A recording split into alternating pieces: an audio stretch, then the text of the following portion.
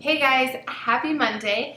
If you guys watched my video yesterday, it was just a quick little review on my first set from Rocksbox. So if you didn't get to watch that and you're interested, there's a link below, or maybe I'll do a little card above that you guys can click over, check it out. And you may notice that I'm wearing the same exact thing. Today I am looking through a couple videos, and a little insider secret here, I usually try to change in between on filming days. But we have a massive storm rolling in, and so the lighting is constantly changing and it's getting darker by the minute, and so I'm just trying to crank out as many videos as possible to get these to you guys so that I know you guys have them on time. It's a crazy busy week about to start, so I'm just not sure I will be able to film at any other point in time. So at least it's a cute outfit, right? I'm so happy. I love it. It's a brand new shirt from Dillard's.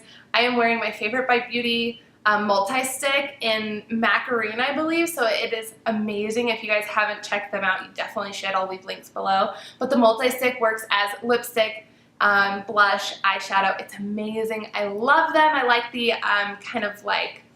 minimalistic kind of look and how everything kind of matches, so that's fun. I'm wearing all my Rocksbox pieces today as well, and yeah, I'm just excited to be here and chat with you guys a little bit. Today is my monthly wrap-up. Wednesday I will have a video for August TBR, and then that Friday I will also have my weekly reads for you guys. So lots coming your way. Be sure to subscribe, stay tuned, and if you guys haven't clicked the bell icon, do that so you guys get notified the second the videos go out. Otherwise, you can always follow me on Instagram and you'll know too when I post, and I always say that there's a new video out. But today I am talking about all the books that I read during July. So this is a stack, and there's actually one that I'm still currently reading. At this point in time, it is Saturday. I plan on finishing it by Sunday night, so hopefully by Monday this video comes out, it is fully done, and I will be able to let you guys know my final thoughts on that Friday and that weekly reads wrap up. But I'll give you some opinions on it so far. So going down this stack, I'm just going to start with Hummingbird. This is a poetry collection by Sophia Elaine Hansen. I gave this 3 stars. I did enjoy it. There was just some that I didn't quite connect with as much, and as you guys know, poetry is very personal and subjective, and so I didn't connect as well with the first half as I did with the second half, and there were 2 in particular that I really loved, and I just look forward to more of her work. So if you guys are looking for some more modern poetry, definitely check this out and see what you guys think. She's also an author of Vinyl and Radio, which are YA, and I haven't read them yet, but I have seen them everywhere, and they've been on my list forever, and so I'm just so excited, you know, that she had some other work. She also has another poetry collection in the works, as well as the final book in the trilogy. So lots going on. Links for Sophia is below. She is super sweet, so nice, and I've loved chatting with her over this book and life and just modern poetry in general. So it was so much fun. So thank you so much, Sophia, for that. Then moving on is it's another trilogy in the works, but as of right now, there's only 2 books out. It was Everything We Keep and Everything We Left Behind by Carrie Lonsdale. These were sent to me by Amazon Publishing with the imprint of Lake Union. So thank you guys so much for sending these my way. I really enjoyed these. I gave both of these 4 stars. I felt like in the beginning, the first half or so is kind of slow. I know there's a lot of story building and things happening, allowing you to really get into the characters, and I liked that aspect, but it was a little bit slow, and then the last part really does pick up and you don't want to put it down at that point. So luckily it picks up, makes you super intrigued and interested in continuing and reading, and I love when it's unputdownable. And the other thing too about these is the descriptions are amazing, the environments and the characters are really well thought out.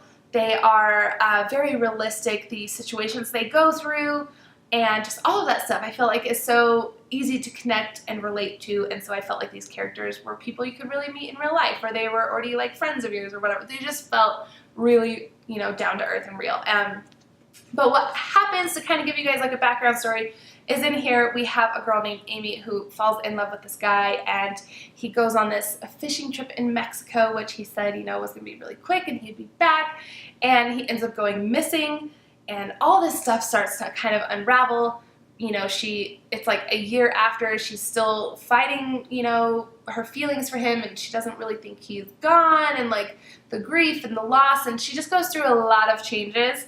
And so without giving too much more away, I'm just gonna leave it there. The sequel kind of takes this concept and runs even further with it, and there's nice little romances, there's amazing relationships and just characters, and like I said, 4 stars, they're pretty good. I look forward to continuing on with the third one, seeing how this whole story kind of comes to like an end or a conclusion or whatever. I want some other answers because they definitely leave a lot out there. And then moving on, my favorite read of the month, hands down, is Stillhouse Lake by Rachel Kane. This was also sent to me by Amazon Publishing, but this is the imprint of Thomas and Mercer, so they're like thriller and suspense kind of side of things. So amazing, you guys. I have a full review of this, so I will leave that linked below so you guys can get a little bit more in depth. But we get, like, right from the start, it drops you into this whole kind of crazy plot twist where this wife has her 2 kids in the car. They show up to their house. There is crazy amount of police activity going on their front lawn. They see that somebody had driven through the garage, exposing this crime scene. So what we find out is her husband is a serial killer. She had no idea, and everything just like snowballs from there, like one thing after another. And her kids kind of go on the run. Her husband's in jail. More things start to surface. Like, it's crazy and insane, and I loved it. 5 stars. Like I said, I have a full review that's linked below, and a lot of people have bought this after my recommendation and have come back raving reviews with it as well. So being able to chat with everybody has been so much fun, and I'm so glad that if you guys bought the book after that and you've chatted or you just enjoyed it, I'm so glad you enjoyed it, and I look forward to the second installment comes out, I believe, in December. It cannot come fast enough. Like, I cannot wait for more. All right, the current read for me right now is The Inevitable Witness by Ed Rucker. This was sent to me by Chickadee Prince Books, and I'm going to be doing a giveaway with this very soon, so I hope you guys will definitely check it out. The giveaway is going to be for a friend and someone they would like to buddy read with. So when the giveaway goes live, you will have to definitely tag a friend. That way you guys both win a copy, and it would be so amazing. This is a legal thriller. I've been enjoying it so far. I don't want to give too much away yet. All we know is, again, this one drops you straight into the action at the beginning, where a cop is killed, and of course they are trying to solve the whole like mystery and just get the case solved because, you know, the LAPD is very upset that one of their own was killed, and so yeah, it's this whole crazy mystery. I am in the thick of everything. Like, more just keeps getting piled on. Things keep getting more interesting and harder to figure out. So I don't know where this book is going, but I am enjoying it. Another poetry collection for you guys is The Princess Saves Herself in this one by Amanda Lovelace. I have seen this around forever, and I'm like kicking myself for not picking up sooner. Like, I loved Milk and Honey. This is the next collection that I've found that has just blown me away, that is very similar in style, and I just freaking adore it. As you guys can tell, I have so many tabs on this one. I am in love, like in love. This is probably gonna be a 5-star for me just because of how much I am loving it. I do still have a few pages left in it. Like I said, I'm trying to go slow through this so I can just like cherish and enjoy it all instead of just binging it and just devouring it and just being like sad it's over. So I'm trying to enjoy the process of it all and really let it soak in. But it is so emotional. There are so many things happening in this, and I just love it. This is one that I'm recommending over and over right now on Bookstagram as well. So if you haven't picked this up and you're looking for an awesome poetry collection, this is it. All right, 2 more that I read. The first one is Hum If You Don't Know the Words by Bianca Maris.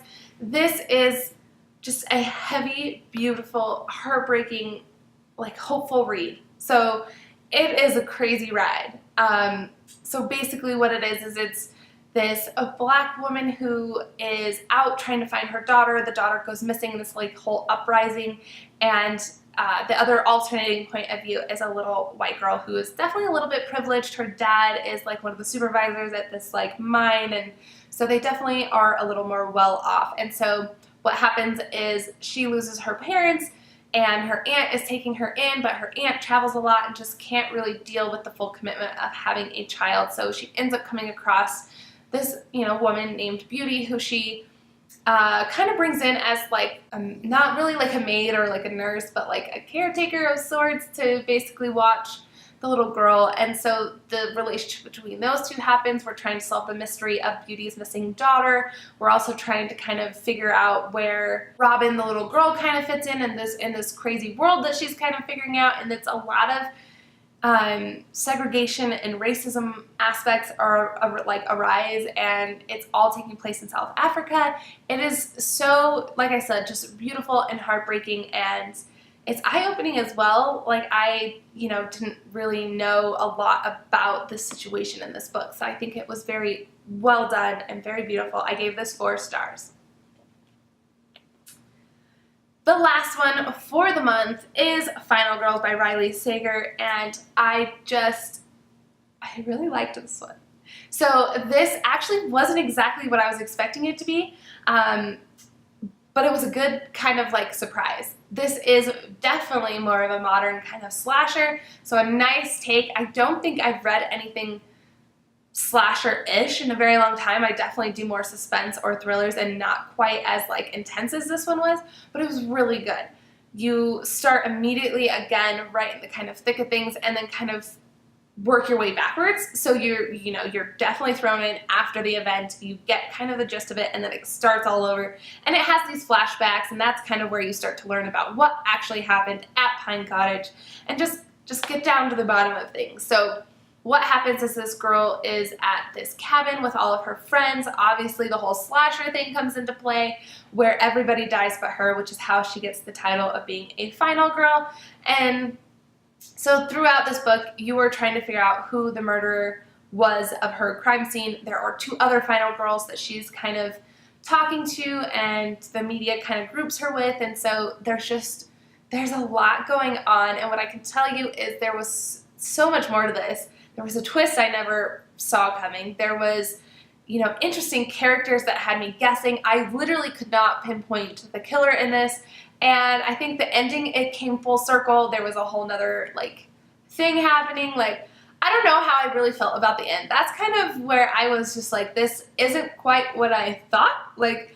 Interesting. I could see it ending this way. Obviously, it ended that way, so I was okay with it, but at the same time, not really what I had wanted, not quite the closure I wanted, but I'm okay with it. I think it totally leaves things open-ended. There could be a sequel or a whole series, although I think that would be very challenging, because now that we kind of know how this one went, I feel like all the others could be very predictable.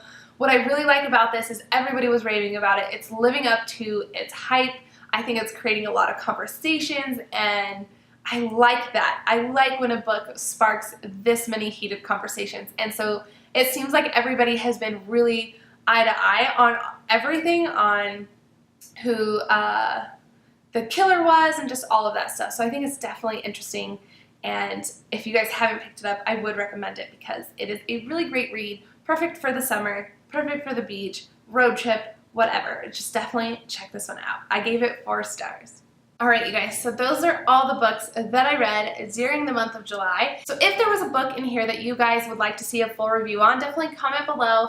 Let me know. If I get enough people requesting that, I will go ahead and make that full video. Otherwise, I'm just going to continue with those weekly kind of mini reviews and wrap-ups and all that good stuff on both Fridays and the weekly reads little series that I started on this channel. Otherwise, comment below. Let me know what your favorite read for this month was. Mine was definitely Stillhouse Lake. I cannot get enough of it. Cannot wait for the other books to come out. And I just hope you guys will definitely check that out, because it was my favorite this month. And like I said, I would like to know yours, so comment below and let me know. Thank you guys so much for tuning in. I hope you enjoyed the video, and I really appreciate you guys all for tuning in, being here, interacting, all of that good stuff. We are almost to 900 followers, so I'm so thankful. Thank you guys so much for all the love and support, and I will see you on Wednesday. Bye.